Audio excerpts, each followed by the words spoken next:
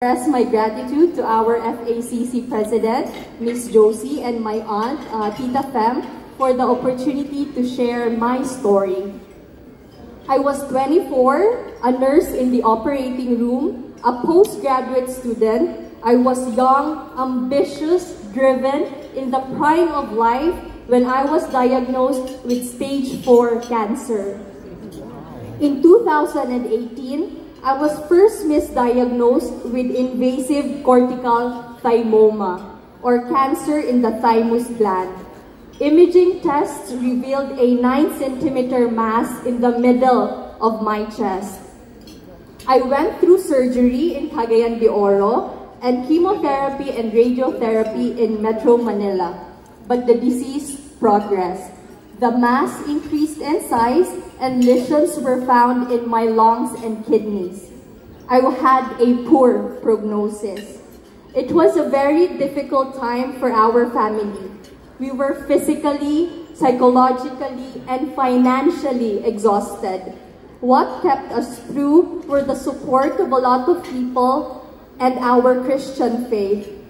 I once read that God allows crisis in our lives to bring us into deep faith. In 2019, we found out that I really had non-Hodgkin lymphoma, a type of blood cancer that develops in the lymphatic system.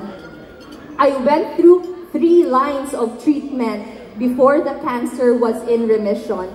I received the first line of treatment in Cagayan de Oro. But after several cycles of chemotherapy, I experienced a complication, severe pneumonia. I was placed in the intensive care unit and eventually had to be airlifted to Metro Manila.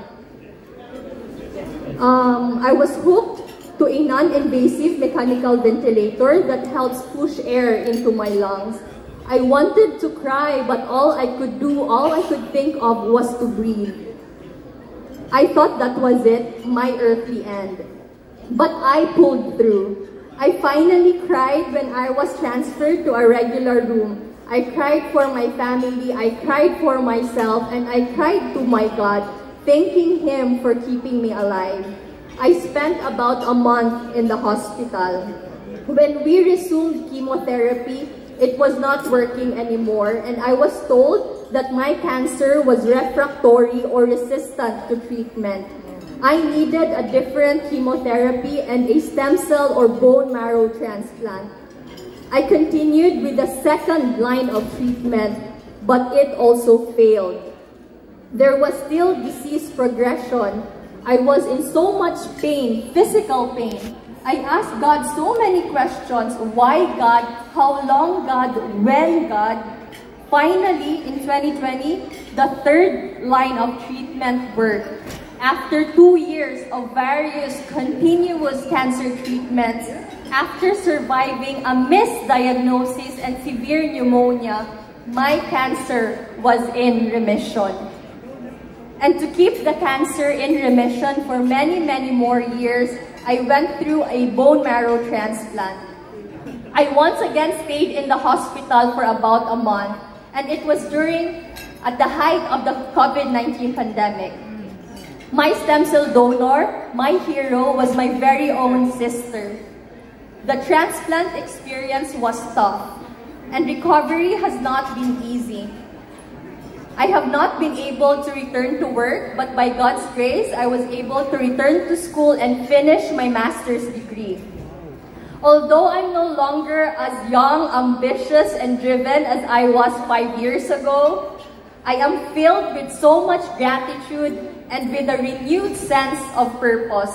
In 2021, a fellow cancer survivor, an oncologist, and I co-founded a cancer support group for the Filipino adolescent and young adult, or AYA population, those aged 15 to 39 years. We are neither very young nor very old. We are considered as the in-between group. We have just started higher studies, a career, or a family.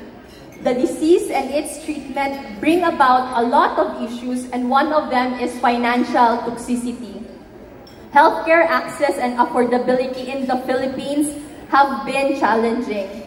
I am fortunate to have family and friends who fought with me and who raised funds to support my treatment. I am here because of the generosity of people like you. Truly, it takes a whole community to heal cancer. So in behalf of the cancer in the Philippines, I thank the FACC community. Your dedication to supporting those impacted by cancer is commendable. Your creative efforts and unwavering commitment are inspiring. We are delighted to stand alongside you in this meaningful fight against cancer. Daghang salamat. Thank you very much.